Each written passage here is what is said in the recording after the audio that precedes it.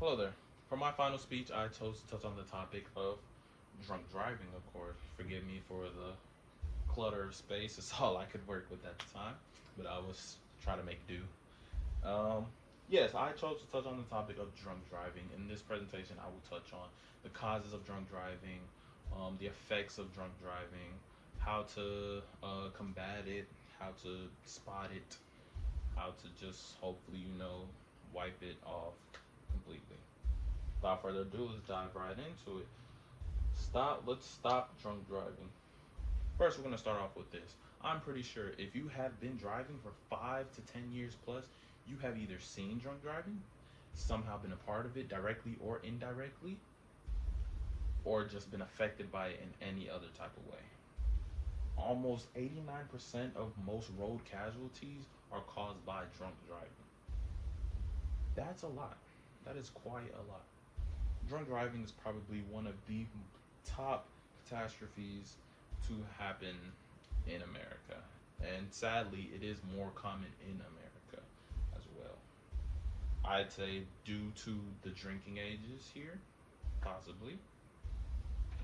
That could be a factor that plays into why our rates of drunk driving casualties are higher than any other country, state. Let's see. When it comes to drunk driving, there's a certain group that is highly as as a higher effect of being affected by drunk driving. Those groups include those who excessively drink or struggle with drinking habits or drinking problems, whether it be hereditary or just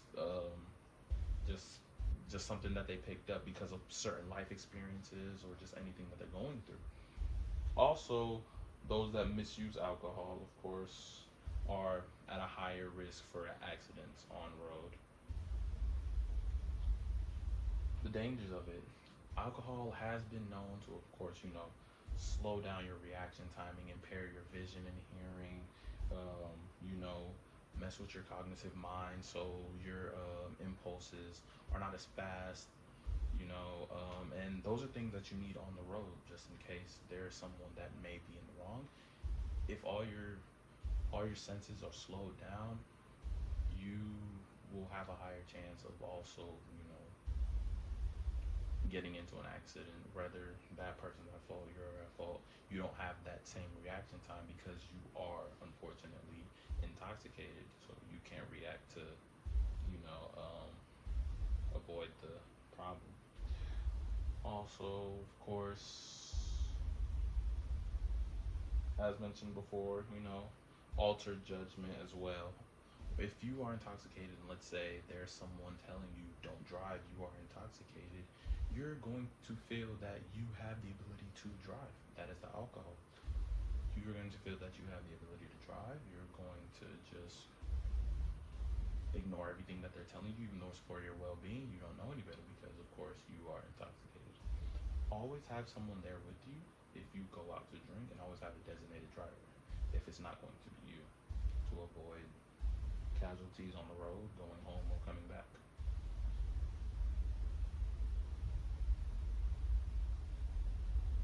Action to combat drunk driving accidents.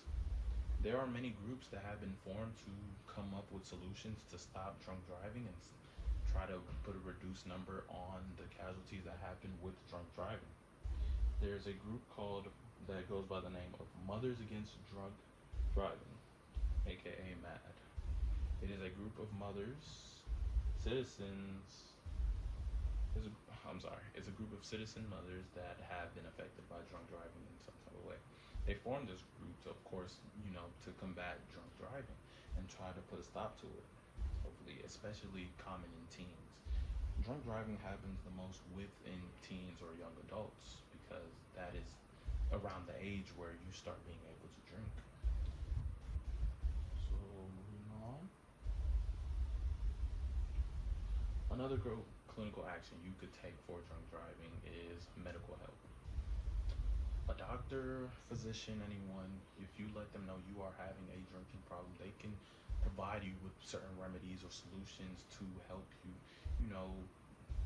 modify your drinking problem. So that way, your risk of getting into any type of accident or putting anyone else in harm is reduced. They can supply you with either medications, physical remedies, just life challenges to help you stay away from drinking or just to cut down on it or just to stay away from driving while doing it because that's the main thing that's the main problem here, you know. And the rest of these, of course, are references. I pulled references from texts from Galileo, the school library, and other sources, possibly from Google. And again, the slideshow. With my final word, I conclude that we can stop drunk driving. We really can. It just takes that initiative and that step to get these people the help that they need if they are struggling with drinking problems. Get them the help that they need, or we the people have a say over laws. If we increase these drunk driving laws, maybe it would, get people to not want to drive if they know they're going to drink. The DUI schools, we know that's in play, and a lot more things are in play. So let's pump our brakes on these drunk drivers.